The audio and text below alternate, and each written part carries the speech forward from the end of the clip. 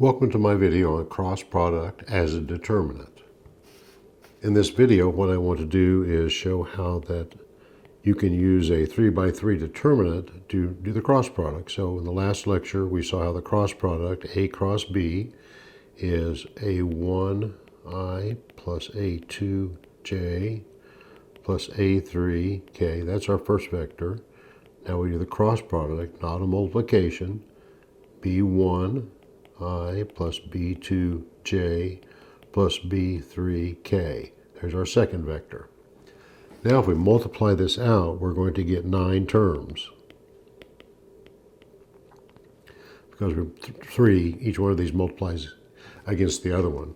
But one thing we can note is that we know from the cross product of parallel vectors, which would be the I cross I and J cross J and K cross K, it's equal to 0. So that's going to knock 3 of our terms out. So what we're going to be left with, A cross B is equal to A2 B3 minus A3 B2 times the I vector plus A3B1 minus A1B3, and that's times the J, and then plus the quantity A1B3 minus that's A2B1, and that's in the K direction. Now, if we remember back from the definition of the matrix determinant, so this is just going to be A cross B. We can write this in determinant form, I, J, K, A1, A2, A3, B1, B2, B3. Breaking this up using the cofactors and minors. The I goes out front here. As the cofactor, it's got a plus sign, A2, A3, B2, B3, for that minor determinant, minus J, A1, A3, B1, B3, plus K times A1, A2, B1, B2. So that's going to be a lot easier to do matrix when we have 2 vectors and we want to cross product the 2 vectors. So using the 3x3 determinant is much easier. Now let's do an example. We want to find A cross B. This example, A is going to be equal to 2I minus 3J plus 5K. And the B vector is going to be equal to minus I plus 2J minus 3K. Now let's put this in the determinant form. So A cross B, we put the I, J, and K in the top row. And then we've got 2 minus 3, 5. So we've got 2 minus 3, 5. That's the A1, 2, and 3.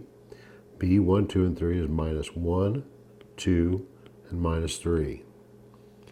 Now, the first cofactor is going to be I times, that's going to be a minus 3, 5, 2, and minus 3, minus J.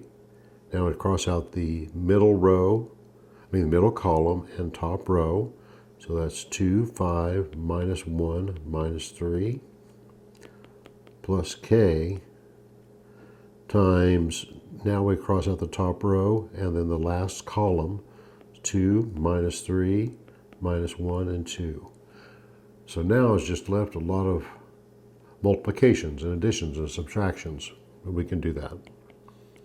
Okay, looking at the first determinant here, we've got then I out front, and so we've got minus 3 times minus 3, just cross multiplying, minus 5 times 2, that's all times I, now minus J, Looking at the second determinant here, 2 times minus 3 minus 1 times 5. And then the last one is going to be k. And then we've got 2 times 2 minus a minus 1 times a minus 3. Okay, so there's our three elements, or the three coefficients in front of the I, j, and k. Let's see if we got this right. We got minus 2. I'm just double checking my math real quick, make sure that things work out okay. Okay, so now we want to do this first one, so that's minus 3 times minus 3 is a plus 9, minus 10, so that is a minus I is our first element. I can get rid of that bracket, I don't need that. And then the second one is going to be in terms of j, so it's going to be this one.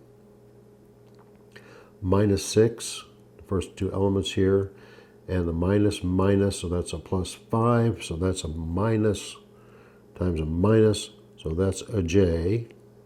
So here we got an I and a j.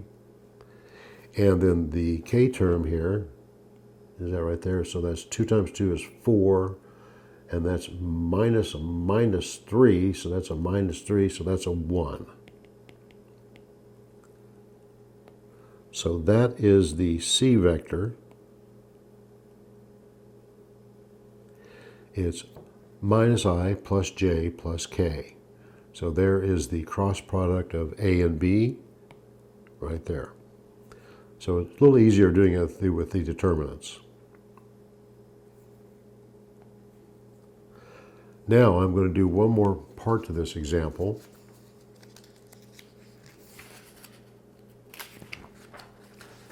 In the second part of this example, I want to show that C is perpendicular to both A and B, because they should be, right? The definition of the cross product is the C resultant vector is perpendicular to the plane both of those are in. They should be perpendicular. One way we can show this, if C and A are perpendicular, then we know that A dot B should be 0. So if we can show that, then that tells us they are perpendicular.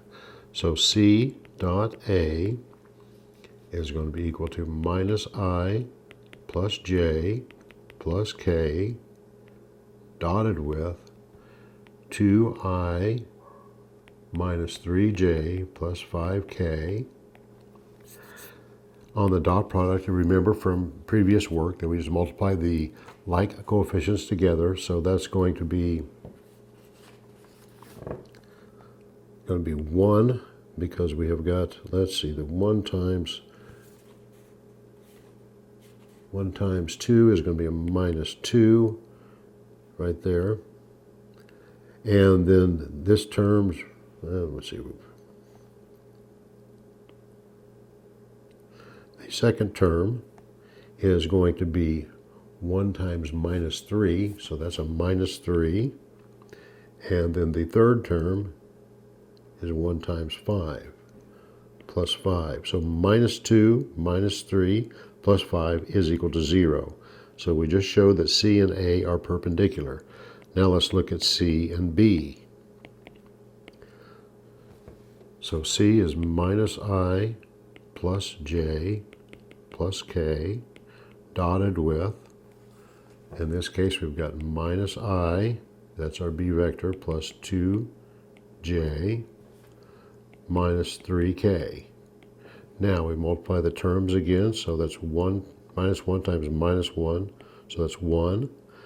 The second one is going to be 1 times 2, that's going to be a 2, so we plus 2. And the third one here is going to be 1 times minus 3,